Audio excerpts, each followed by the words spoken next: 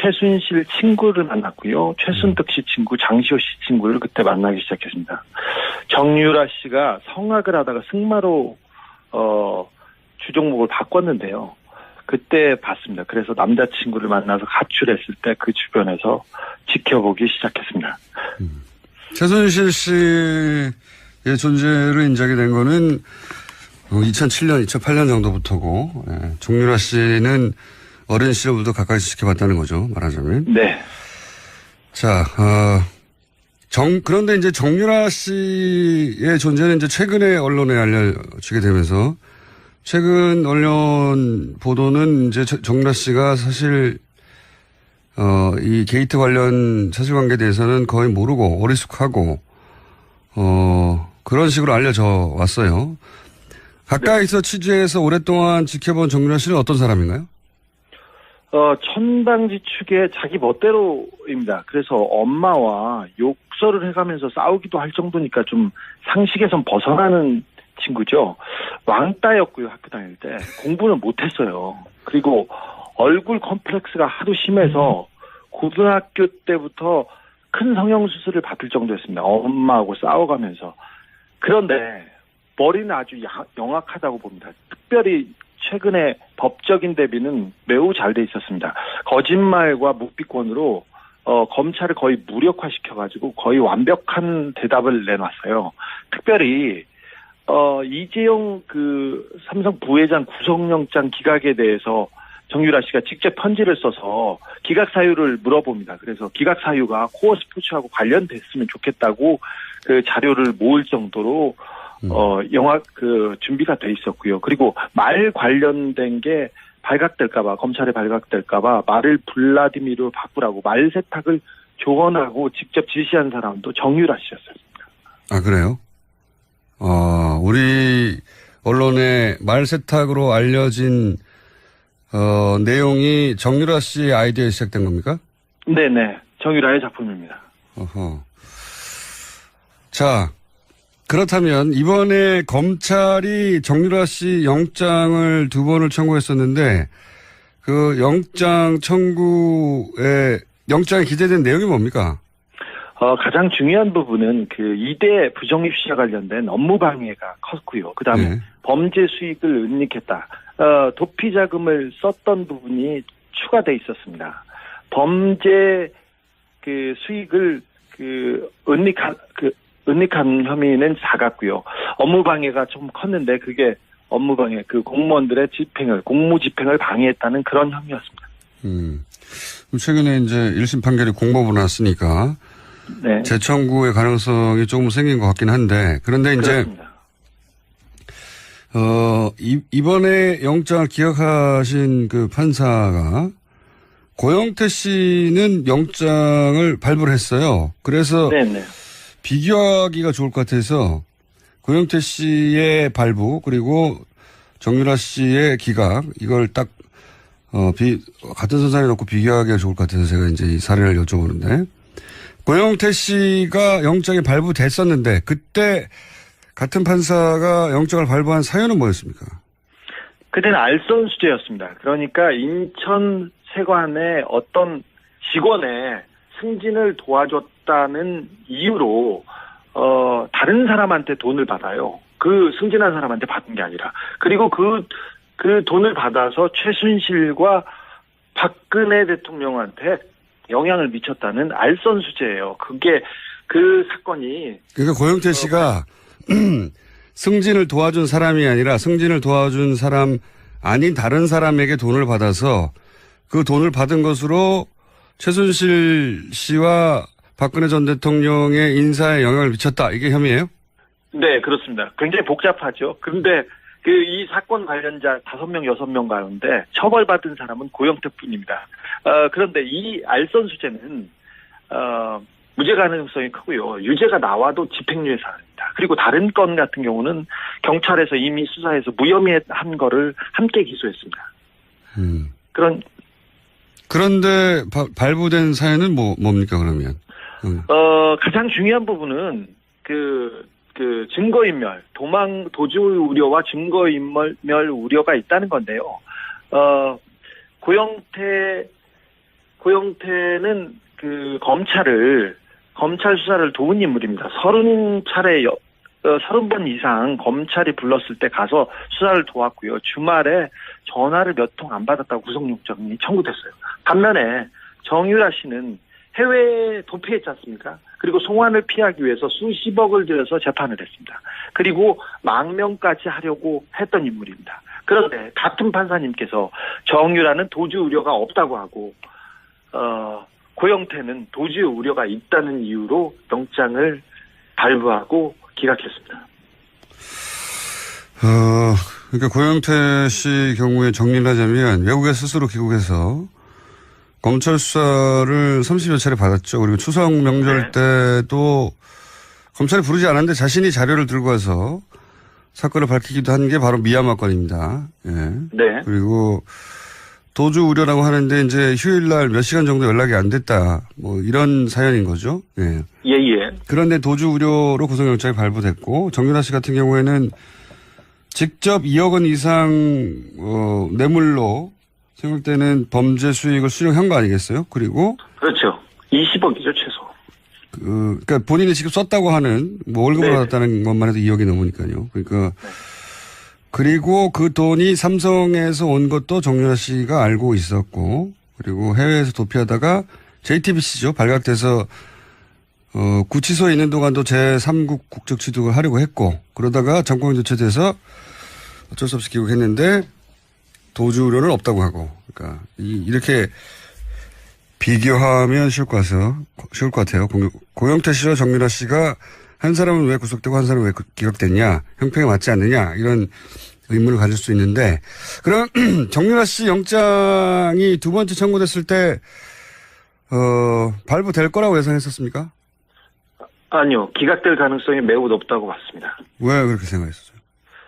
정유라 씨는 삼성 뇌물 사건의 핵심 당사자이자 그 자체가 증거입니다. 그리고 직접 말세탁을 했다는 정황이 나왔는데 정유라가 구속될 경우 이재용 재판에 직격탄이 될 가능성이 컸습니다. 그래서 정유라 영장은 기각될 것으로 봤습니다. 그렇다고 뭐 삼성이 관련됐다고 해서 무조건 기각되는 건 아니잖아요.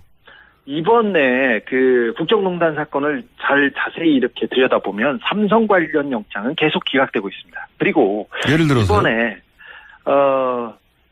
예를 들어서 승마협회 회장으로 독일로 날아가서 정유라를 직접 지원했던 박상진 사장 있지 않습니까? 이 사건을 모두 다 알고 있는 박상진 사장이 삼성전자 영장이 기각됐고요. 그다음에 이재용 부회장 주변에 통화 내용 수사를 위해서 통신영장이 청구됐었는데 거의 대부분 기각됐습니다.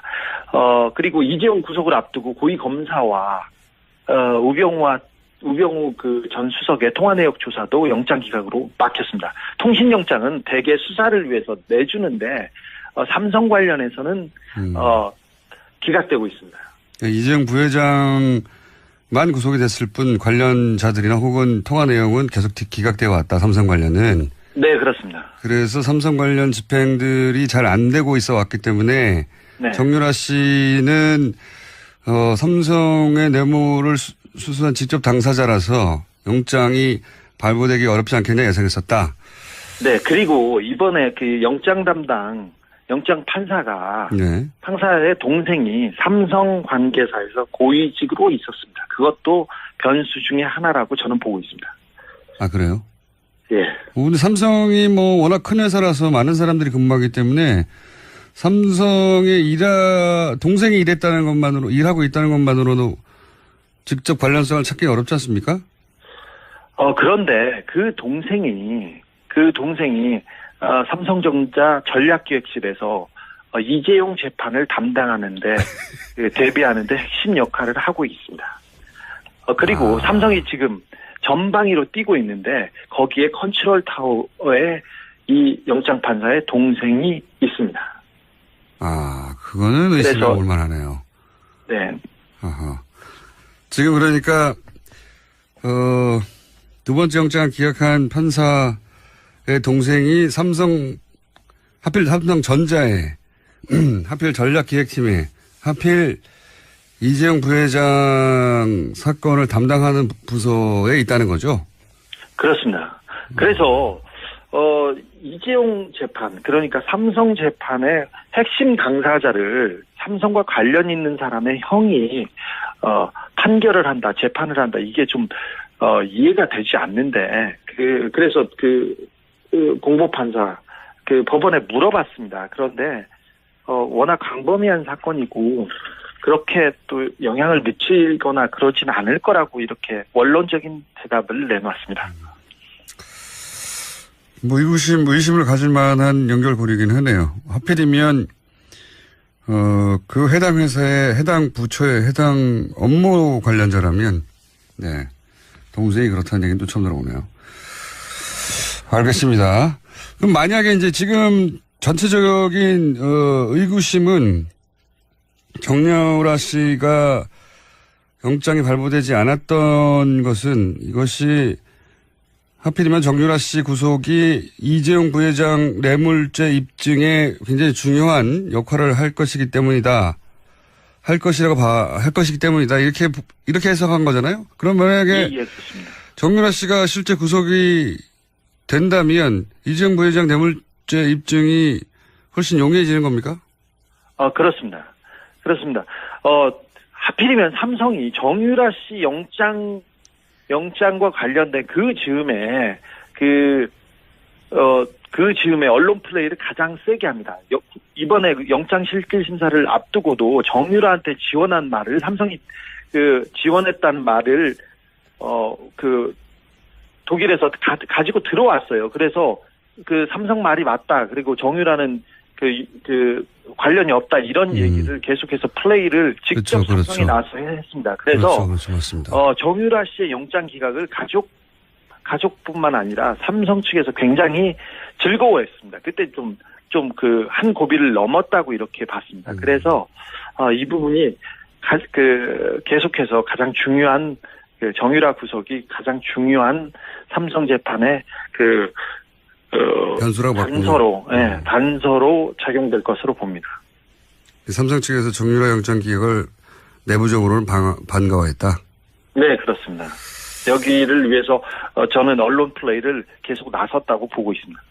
알겠습니다. 오늘 여기까지 듣겠습니다. 이 추가 취재를 계속 하고 있는 걸로 아는데 네. 조만간 다시 한번 연결하겠습니다. 오늘 말씀 감사합니다. 네. 지금까지 시사인의 주진우 기자였습니다. 네, 공무원들의 공무 집행을 방해했다는 그런 혐의였습니다. 최근에 이제 1심 판결이 공법으로 났으니까 네. 재청구의 가능성이 조금 생긴 것 같긴 한데 그런데 이제 그렇습니다. 이번에 영장을 기각하신 그 판사가 고영태 씨는 영장을 발부를 했어요. 그래서 네네. 비교하기가 좋을 것 같아서 고영태 씨의 발부 그리고 정유라 씨의 기각 이걸 딱 같은 선상에 놓고 비교하기가 좋을 것 같아서 제가 이제 이 사례를 여쭤보는데 고영태 씨가 영장이 발부됐었는데 그때 같은 판사가 영장을 발부한 사유는 뭐였습니까? 그때는 알선 수재였습니다. 이 언론에 말 세탁으로 알려진 내용이 정유라 씨의 아이디어에 시작된 겁니까? 네네. 정유라의 작품입니다. 어허. 자, 그렇다면 이번에 검찰이 정유라 씨 영장을 2번을 청구했었는데 그 영장 청구에 영장에 기재된 내용이 뭡니까? 가장 중요한 부분은 이대 부정입시와 관련된 업무 방해가 컸고요. 그 다음에 네. 범죄 수익을 은닉했다. 도피 자금을 썼던 부분이 추가돼 있었습니다. 범죄 수익을 은닉한 혐의는 작았고요. 업무 방해가 좀 컸는데 그게 업무 방해서. 그런데 머리는 아주 영악하다고 봅니다. 특별히 최근에 법적인 대비는 매우 잘 돼 있었습니다. 거짓말과 묵비권으로 검찰을 거의 무력화시켜가지고 거의 완벽한 대답을 내놨어요. 특별히 이재용 삼성 부회장 구속영장 기각에 대해서 정유라 씨가 직접 편지를 써서 기각 사유를 물어봅니다. 그래서 기각 사유가 코어 스포츠하고 관련됐으면 좋겠다고 그 자료를 모을 정도로 영화 준비가 돼 있었고요. 그리고 말 관련된 게 발각될까봐, 검찰에 발각될까봐 말을 블라디미르로 바꾸라고 말 세탁을 조언하고 직접 지시한 사람도 정유라 씨였습니다. 아, 그래요? 우리 최순실 씨 관련 취재는 언제부터 했습니까? 2007년, 8년 유경재단 폭력 사건이 있었는데요. 그 배후에도 최순실이 있다고 봤습니다. 그때부터 시작했습니다. 최순실 친구를 만났고요. 최순득 씨 친구, 장시호 씨 친구를 그때 만나기 시작했습니다. 정유라 씨가 성악을 하다가 승마로 주종목을 바꿨는데요. 그때 봤습니다. 그래서 남자친구를 만나서 가출했을 때 그 주변에서 지켜보기 시작했습니다. 최순실 씨의 존재를 인정이 된 거는 2007년, 2008년 정도부터고, 정유라 씨는 어린 시절부터 가까이서 지켜봤다는 거죠, 말하자면. 네. 자, 그런데 이제 정유라 씨의 존재는 이제 최근에 언론에 알려지게 되면서, 최근 언론 보도는 이제 정유라 씨가 사실, 이 게이트 관련 사실관계에 대해서는 거의 모르고 어리숙하고, 그런 식으로 알려져 왔어요.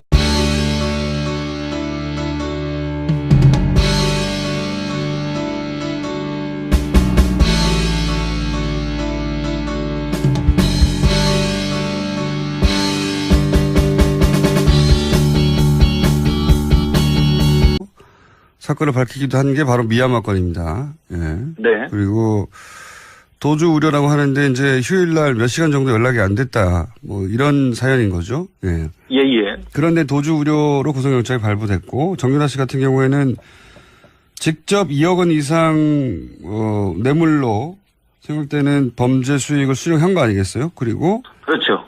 20억이죠 최소. 그러니까 본인이 직접 썼다고 하는 뭐 월급을 네. 받았다는 것만 해도 2억이 넘으니까요. 그러니까 그리고 그 돈이 삼성에서 온 것도 정유라 씨가 알고 있었고 그리고 해외에서 도피하다가 JTBC죠. 발각돼서 구치소에 있는 동안도 제3국 국적 취득을 하려고 했고 그러다가 정권이 교체돼서 어쩔 수 없이 귀국했는데 도주 우려는 없다고 하고 그러니까 이렇게 비교하면 쉬울 것 같아요. 고영태 씨와 정유라 씨가 한 사람은 왜 구속되고 한 사람은 왜 기각됐냐, 형평에 맞지 않느냐 이런 의문을 가질 수 있는데 그럼 정유라 씨 영장이 두 번째 청구됐을 때 발부될 거라고 예상했었습니까? 아니요. 기각될 가능성이 매우 높다고 봤습니다. 왜 그렇게 생각했었어요? 정유라 씨는 삼성 뇌물 사건의 핵심 당사자이자 그 자체가 증거입니다. 그리고 직접 말세탁을 했다는 정황이 나왔는데 정유라가 구속될 경우 이재용 재판에 직격탄이 될 가능성이 컸습니다. 그래서 정유라 영장은 기각될 것으로 봤습니다. 그렇다고 뭐 삼성이 관련됐다고 해서 무조건 기각되는 건 아니잖아요. 이번에 국정농단 사건을 자세히 이렇게 들여다보면 삼성 관련 영장은 계속 기각되고 있습니다. 그리고 예를 들어서 이번에 예를 들어서 승마협회 회장으로 독일로 날아가서 정유라를 직접 지원했던 박상진 사장 있지 않습니까? 이 사건을 모두 다 알고 있는 박상진 사장이 삼성전자 영장이 기각됐고요. 그다음에 이재용 부회장 주변에 통화 내용 수사를 위해서 통신영장이 청구됐었는데 거의 대부분 기각됐습니다. 그리고 이재용 구속을 앞두고 고위검사와 우병우 전 수석의 통화 내역 조사도 영장 기각으로 막혔습니다. 통신영장은 대개 수사를 위해서 내주는데 삼성 관련해서는 기각되고 있습니다. 이재용 부회장만 구속이 됐을 뿐 관련자들이나 혹은 통화 내용은 계속 기각되어 왔다. 삼성 관련은. 네, 그렇습니다. 그래서 삼성 관련 집행들이 잘 안 되고 있어 왔기 때문에 네. 정유라 씨는 삼성의 뇌물을 수수한 직접 당사자라서 영장이 발부되기 어렵지 않겠냐 예상했었다. 네, 그리고 이번에 영장 담당 영장 판사가 네. 판사의 동생이 삼성 관계사에서 고위직으로 있었습니다. 그것도 변수 중에 하나라고 저는 보고 있습니다. 아, 그래요? 예. 근데 삼성이 뭐 워낙 큰 회사라서 많은 사람들이 근무하기 때문에 삼성의 동생이 일하고 있다는 것만으로도 직접 관련성을 찾기 어렵지 않습니까? 그런데 그 동생이 삼성전자 전략기획실에서 이재용 재판을 담당하는데 대비하는데 핵심 역할을 하고 있습니다. 그리고 삼성이 지금 전방위로 뛰고 있는데 거기에 컨트롤 타워에 이 영장 판사의 동생이 있습니다. 그거는 의심해 볼 만하네요. 네. 아하. 지금 그러니까 두 번째 영장을 기각한 판사의 동생이 하필 삼성전자에 하필 전략기획팀에 하필 이재용 부회장 사건을 담당하는 부서에 있다는 거죠? 그렇습니다. 그래서 이재용 재판, 그러니까 삼성 재판의 핵심 당사자를 삼성과 관련 있는 사람의 형이 판결을 한다, 재판을 한다, 이게 좀 이해가 되지 않는데 그래서 공보판사 법원에 물어봤습니다. 그런데 워낙 광범위한 사건이고 그렇게 또 영향을 미치거나 그러진 않을 거라고 이렇게 원론적인 대답을 내놨습니다.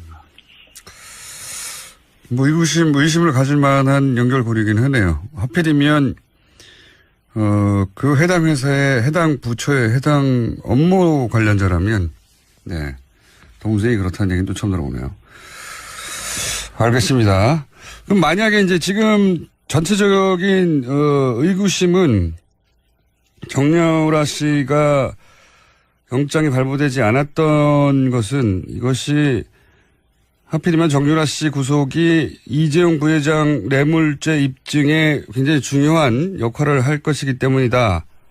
할 것이기 때문이다. 이렇게 해석한 거잖아요. 그럼 만약에 예, 그렇습니다. 정유라 씨가 실제 구속이 된다면 이재용 부회장 뇌물죄 입증이 훨씬 용이해지는 겁니까? 그렇습니다. 하필이면 삼성이 정유라 씨 영장과 관련된 그 즈음에 언론 플레이를 가장 세게 합니다. 이번에 영장실 최순실 친구를 만났고요. 최순득 씨 친구, 장시호 씨 친구를 그때 만나기 시작했습니다. 정유라 씨가 성악을 하다가 승마로 주종목을 바꿨는데요. 그때 봤습니다. 그래서 남자친구를 만나서 가출했을 때 그 주변에서 지켜보기 시작했습니다. 최순실 씨의 존재를 인정이 된 거는 2007년, 2008년 정도부터고, 정유라 씨는 어린 시절부터 가까이 지켜봤다는 거죠, 말하자면. 네.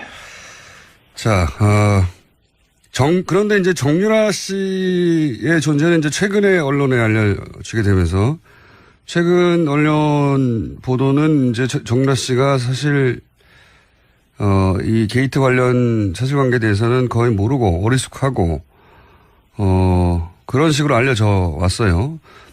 가까이서 취재해서 오랫동안 지켜본 정유라 씨는 어떤 사람인가요? 천방지축의 자기 멋대로입니다. 그래서 엄마와 욕설을 해가면서 싸우기도 할 정도니까 좀 상식에선 벗어나는 친구죠. 왕따였고요, 학교 다닐 때. 공부는 못했어요. 그리고 얼굴 컴플렉스가 하도 심해서 고등학교 때부터 큰 성형수술을 받을 정도였습니다. 엄마하고 싸워가면서. 그런데 머리는 아주 영악하다고 봅니다. 특별히 최근에 법적인 대비는 매우 잘 돼 있었습니다. 거짓말과 묵비권으로 검찰을 거의 무력화시켜가지고 거의 완벽한 대답을 내놨어요. 특별히 이재용 삼성 부회장 구속영장 기각에 대해서 정유라 씨가 직접 편지를 써서 기각 사유를 물어봅니다. 그래서 기각 사유가 코어 스포츠하고 관련됐으면 좋겠다고 그 자료를 모을 정도로 준비가 돼 있었고요. 그리고 말 관련된 게 발각될까봐, 검찰에 발각될까봐 말을 블라디미르로 바꾸라고 말 세탁을 조언하고 직접 지시한 사람도 정유라 씨였습니다. 아, 그래요? 우리 언론에 말 세탁으로 알려진 내용이 정유라 씨의 아이디어에 시작된 겁니까? 네네. 정유라의 작품입니다. 어허. 자, 그렇다면 이번에 검찰이 정유라 씨 영장을 2번을 청구했었는데 그 영장 청구에 영장에 기재된 내용이 뭡니까? 가장 중요한 부분은 그 2대 부정입시와 관련된 업무 방해가 컸고요. 그 다음에 범죄 수익을 은닉했다. 도피 자금을 썼던 부분이 추가돼 있었습니다. 범죄 그 수익을 은닉한 혐의는 작았고요. 업무 방해가 좀 컸는데 그게 업무 방해, 그 공무원들의 공무 집행을 방해했다는 그런 혐의였습니다. 최근에 이제 1심 판결이 공법으로 났으니까 네. 재청구의 가능성이 조금 생긴 것 같긴 한데 그런데 이제 그렇습니다. 이번에 영장을 기각하신 그 판사가 고영태 씨는 영장을 발부를 했어요. 그래서 네네.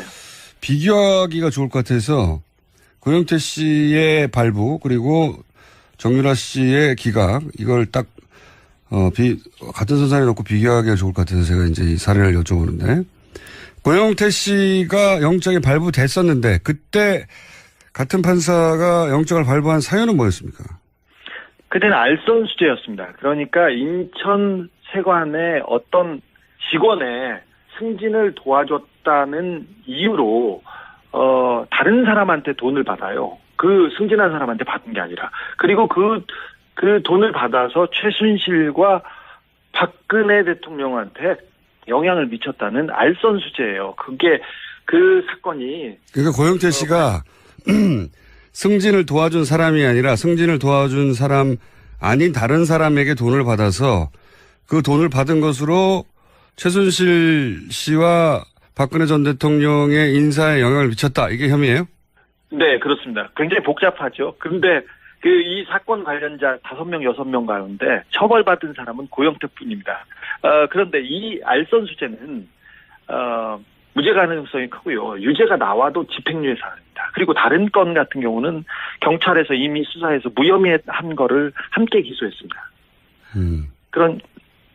그런데 발부된 사연은 뭡니까 그러면? 가장 중요한 부분은 증거인멸, 도주 우려와 증거인멸 우려가 있다는 건데요. 고영태는 검찰 수사를 도운 인물입니다. 30번 이상 검찰이 불렀을 때 가서 수사를 도왔고요. 주말에 전화를 몇 통 안 받았다고 구속영장이 청구됐어요. 반면에 정유라 씨는 해외에 도피했지 않습니까? 그리고 송환을 피하기 위해서 수십억을 들여서 재판을 했습니다. 그리고 망명까지 하려고 했던 인물입니다. 그런데 같은 판사님께서 정유라는 도주 우려가 없다고 하고 고영태는 도주 우려가 있다는 이유로 영장을 발부하고 기각했습니다. 그러니까 고영태 씨 경우에 정리를 하자면 외국에 스스로 귀국해서 검찰 수사를 30여 차례 받았죠. 그리고 추석 명절 때도 검찰이 부르지 않았는데 자신이 자료를 들고 와서 특별 심사를 앞두고도 정유라한테 지원한 말을 삼성이 지원했다는 말을 독일에서 가지고 들어왔어요. 그래서 삼성 말이 맞다. 그리고 정유라는 관련이 없다. 이런 얘기를 계속해서 플레이를 직접 삼성이 나와서 했습니다. 그래서 맞습니다. 정유라 씨의 영장 기각을 가족뿐만 아니라 삼성 측에서 굉장히 즐거워했습니다. 그때 좀 한 고비를 넘었다고 이렇게 봤습니다. 그래서 이 부분이 계속해서 가장 중요한 정유라 구속이 가장 중요한 삼성 재판의 단서로 작용될 것으로 봅니다. 삼성 측에서 정유라 영장 기각을 내부적으로는 반가워했다. 네, 그렇습니다. 여기를 위해서 저는 언론 플레이를 계속 나섰다고 보고 있습니다. 알겠습니다. 오늘 여기까지 듣겠습니다. 이 추가 취재를 계속 하고 있는 걸로 아는데 네. 조만간 다시 한번 연결하겠습니다. 오늘 말씀 감사합니다. 네. 지금까지 시사인의 주진우 기자였습니다. 네, 공무원들의 공무 집행을 방해했다는 그런 혐의였습니다. 최근에 이제 1심 판결이 공법으로 났으니까 네. 재청구의 가능성이 조금 생긴 것 같긴 한데 그런데 이제 그렇습니다. 이번에 영장을 기각하신 그 판사가 고영태 씨는 영장을 발부를 했어요. 그래서 네네.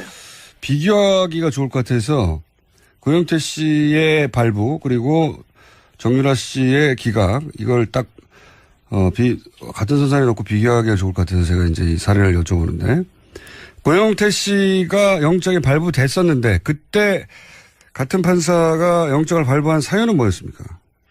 그때는 알선 수재였습니다. 이 언론에 말세탁으로 알려진 내용이 정유라 씨의 아이디어에 시작된 겁니까? 네네. 정유라의 작품입니다. 어허. 자, 그렇다면 이번에 검찰이 정유라 씨 영장을 2번을 청구했었는데 그 영장 청구에 영장에 기재된 내용이 뭡니까? 가장 중요한 부분은 그 2대 부정입시와 관련된 업무 방해가 컸고요. 그 다음에 네. 범죄 수익을 은닉했다. 도피 자금을 썼던 부분이 추가돼 있었습니다. 범죄 그 수익을 은닉한 혐의는 작았고요. 업무 방해가 좀 컸는데 그게 업무 방해서. 그런데 머리는 아주 영악하다고 봅니다. 특별히 최근에 법적인 대비는 매우 잘 돼 있었습니다. 거짓말과 묵비권으로